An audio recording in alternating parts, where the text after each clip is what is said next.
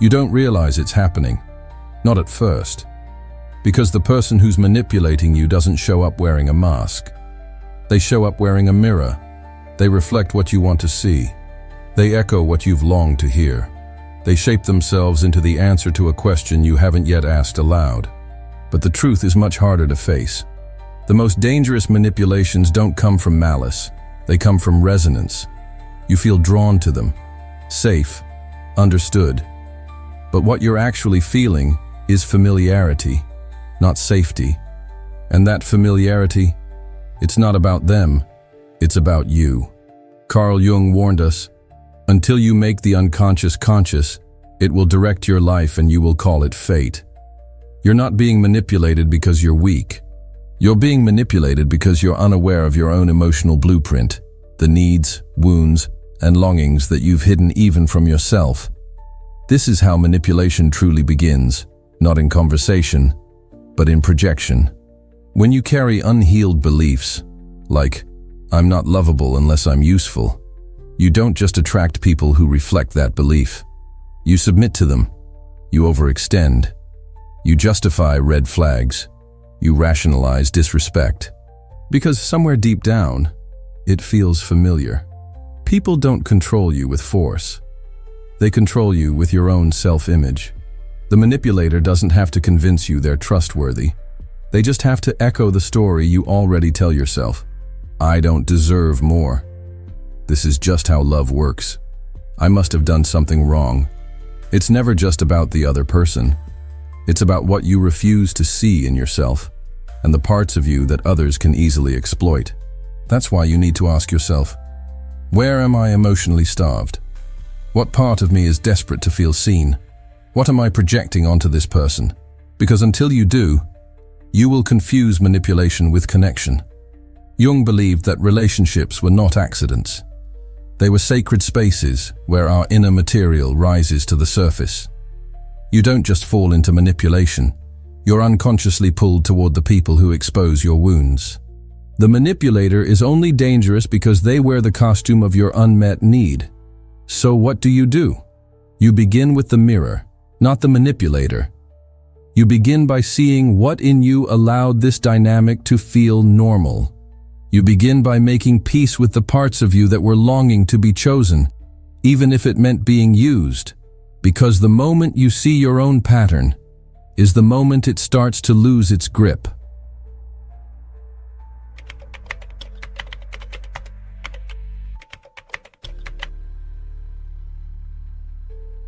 There's a part of you you've buried. Not because it was evil, but because, at some point in your life, someone told you it was unacceptable. Maybe it was your anger, your desire, your ambition, your sensitivity. And so you did what every wounded child learns to do. You hid it. You pushed it out of sight. You put on a mask.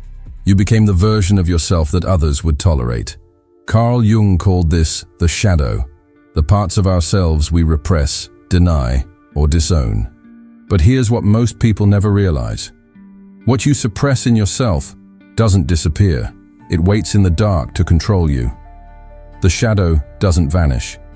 It hides behind the smile, behind the need to please, behind the fear of confrontation. It becomes a blind spot, and that blind spot becomes an entry point for manipulation. People don't exploit your strengths. They exploit your avoidances, your inability to say no, your terror of being disliked, your craving for harmony, even when it costs you yourself. Why? Because you've been taught to reject the parts of you that are powerful, assertive, even a little selfish. You were taught that standing up for yourself is mean, that anger is ugly, that wanting more is greedy. And in rejecting those traits, you unknowingly handed the steering wheel to others. You are most easily controlled when you believe that setting boundaries makes you a bad person. The shadow makes you vulnerable not because it's bad, but because it's ignored. When you pretend those traits don't exist, you can't integrate them. You can't defend yourself. You can't see manipulation for what it is, because it feels like love or respect or leadership. The manipulator sees the parts of you you won't admit, They recognize your hunger for validation. They see the guilt you carry when you think of choosing yourself. They watch the way you flinch when someone raises their voice, and they use it. Not always maliciously. Sometimes it's just survival. But to you, it feels like a soul wound. Jung didn't say you must destroy the shadow. He said you must integrate it. You don't stop being manipulated by becoming nicer. You stop by becoming whole. You reclaim your right to say no, set limits, take space, feel anger, feel desire, walk away, not as a reaction, but as a reclamation of the parts of yourself you abandoned to survive. Until you befriend your shadow, someone else will use it to control you. So if you keep wondering, why does this keep happening to me? Why do I keep falling into the same traps? Why does love always turn to pain? You're not cursed, you're fragmented. And healing doesn't start with them. It starts with your refusal to keep living in half-light.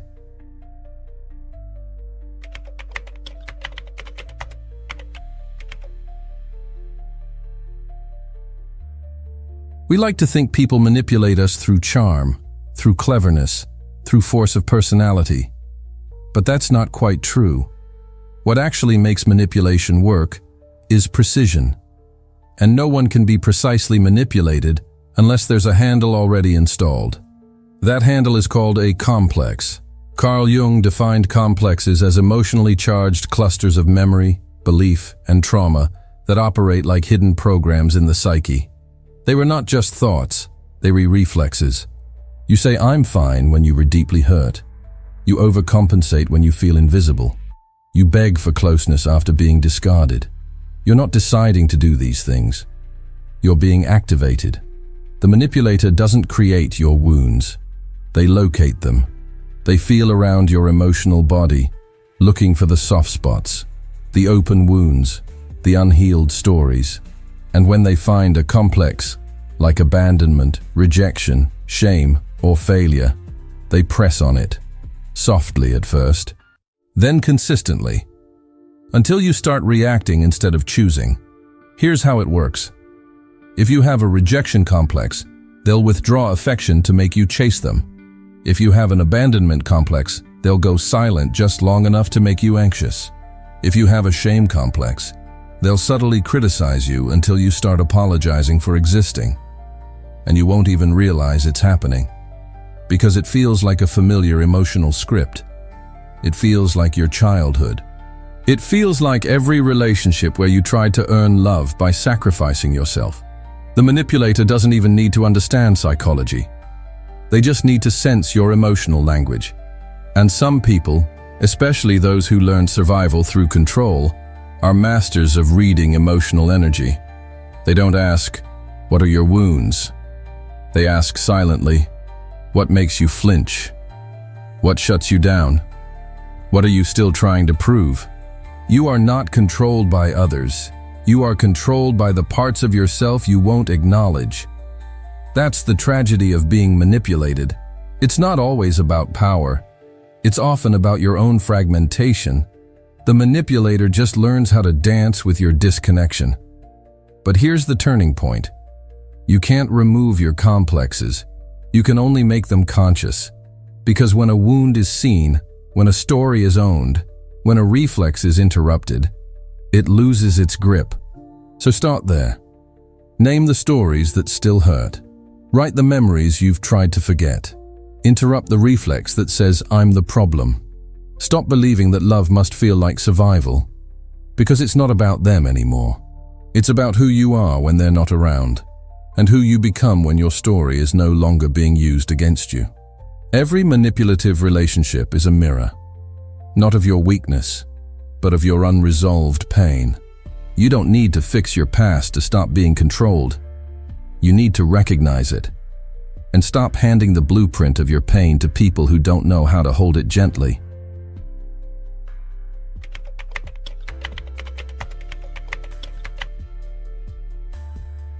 If someone hurts you, but you still crave their attention, you're not broken, you're conditioned. The confusion isn't your fault. It was programmed into you long before you had words for it. Some people grow up with love that feels like presence, gentleness, trust. Others grow up with love that feels like absence, silence, shame, control. But the body doesn't argue. It only remembers. So when you find someone who brings the chaos your nervous system once knew, you don't run, you lean in. Because your inner child thinks, this feels like home. Carl Jung believed that our adult relationships are the stage where unresolved childhood material resurfaces. You don't just fall in love, you fall into patterns. You fall into the arms of the one who matches your wound. We are not drawn to what's good for us. We are drawn to what is familiar to us. This is how the cycle starts. You crave intimacy but feel overwhelmed when it arrives. You seek security but feel numb when it's peaceful. You mistake attention for love, volatility for passion, anxiety for excitement. Why? Because for many, love was something earned, not given. Something painful, not safe. Something conditional, not consistent. And until you become aware of that blueprint, you'll keep reenacting it. The manipulator doesn't always trap you. Sometimes they just mirror your inner dynamic. They offer a familiar structure. Control disguised as care. Silence disguised as strength. Possessiveness disguised as passion. You think they love you because they make you feel needed. But it's not love. It's dependence. We live in a culture that romanticizes suffering in relationships. The on again, off again, the obsession, the insecurity, the dramatic apologies. But that isn't love. It's trauma reenactment. And the cost of mistaking control for love is your soul's fragmentation. The real reason you stay isn't because you don't see the problem. It's because leaving feels like abandonment, even if the relationship is already abandoning you. You don't just fear being alone, you fear being empty. Because the chaos, the highs and lows, the hurt, they make you feel something. And when you've spent your life emotionally neglected, even pain can feel like a connection. Jung's work invites us into a deeper understanding. Love is not supposed to feel like fear. Real intimacy doesn't require losing yourself. Control is not care, and sacrifice is not love's language. To heal, you must begin to redefine what love feels like. Ask yourself, can I trust someone who respects my boundaries? Can I feel safe in stillness, not just in tension? Can I find peace that doesn't demand pain first?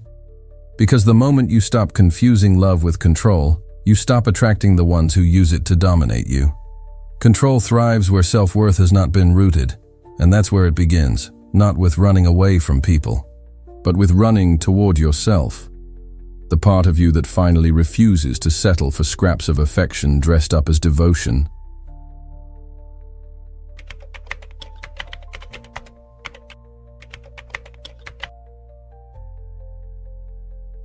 First, they make you question the event.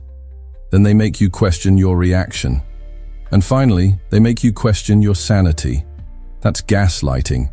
It's not just lying. It's not just denial. It's the subtle erosion of your inner authority. You remember what was said. You remember how it felt. But when you bring it up, you hear, "You're too sensitive. That never happened. You always twist things." And so you shrink.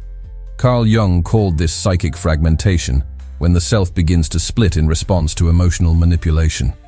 When what you feel becomes unsafe. When your truth is treated as a threat. When your clarity is made to feel like chaos. You don't lose yourself all at once. You lose yourself in pieces that you deny to keep the peace. Gaslighting is more than emotional abuse. It's identity erosion. You begin to second-guess your feelings. You downplay your instincts. You abandon your perception. Not because you're weak, but because the person hurting you has convinced you that your pain isn't real. Or worse, that you caused it. This is the birth of the false self. A version of you carefully constructed to avoid conflict, to be acceptable, to maintain the connection at any cost. You smile when you want to scream. You agree when your body tenses in protest. You apologize when you're the one who's bleeding, because the fear of disconnection feels more unbearable than the pain of self-denial. In a toxic dynamic, love becomes a performance. You play the role they'll tolerate and hide the truth they reject. But this performance comes at a cost. You no longer recognize yourself. You don't know what you want. You don't know how you feel. You don't trust your memories. You stop sharing your truth because you no longer believe it matters. Jung believed that psychological healing was the path of individuation, the journey of reclaiming the lost, silenced, and denied parts of the self. But that can't begin until you name the distortion. Gaslighting isn't just about manipulation. It's about confusion as a method of control. Because as long as you're unsure of your own truth, you'll continue to look to others for it. And those who want control will gladly provide it. Gaslighting doesn't make you doubt others. It makes you doubt yourself. And that's where its power lies. So how do you begin to undo the damage? You stop outsourcing your reality. You start listening to your body. You write down what happened. You track your emotional patterns. You gather your scattered pieces.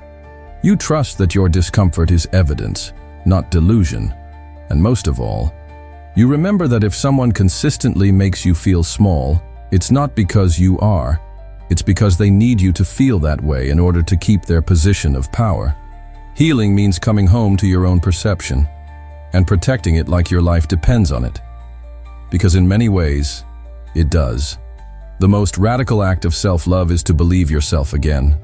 You don't have to explain your truth to people who are committed to misunderstanding it. You don't have to defend your emotions in a court that was never fair. You only have to reclaim your voice, piece by piece, even if it shakes.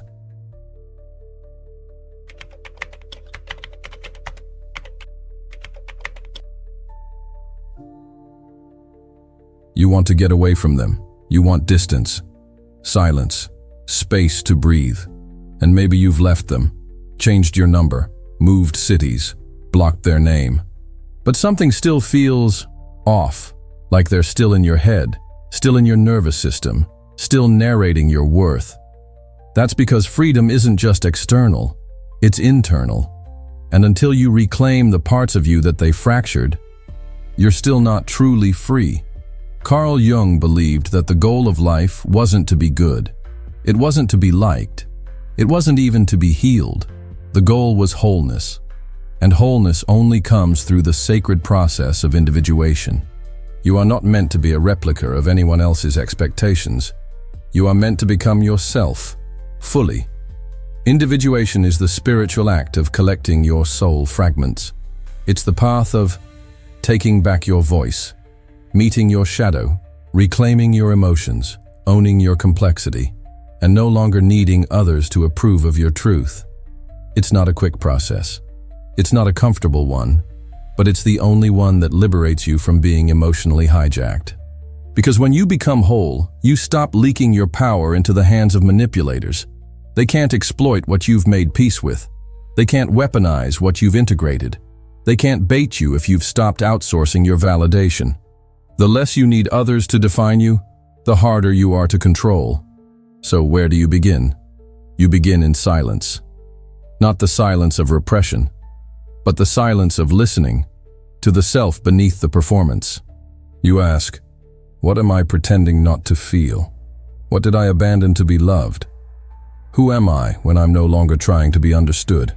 And then, you tell the truth, even if your voice shakes, even if your hands tremble, even if you're not sure who you'll be on the other side. You tell the truth anyway. Individuation is radical in a world that profits from your confusion. It means no longer being who they need you to be, no longer living in a script someone else wrote, no longer trying to control perception, no longer settling for the illusion of love. It means losing people, but it also means finding yourself. You don't escape manipulation by fighting it. You escape it by becoming someone it can't penetrate. And this doesn't mean you'll never be hurt again. It means you'll know who you are, even when the world tries to rewrite you.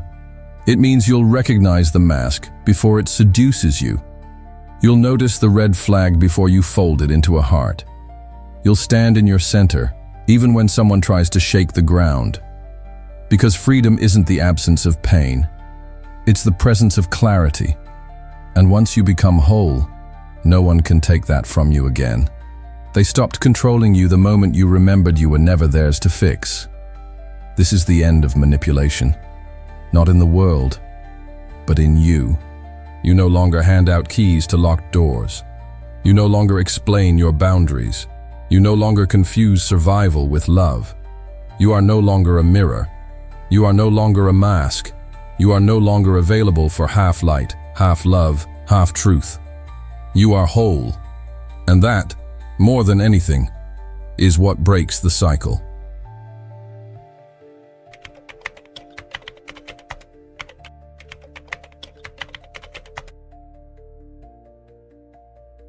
You've probably heard it before.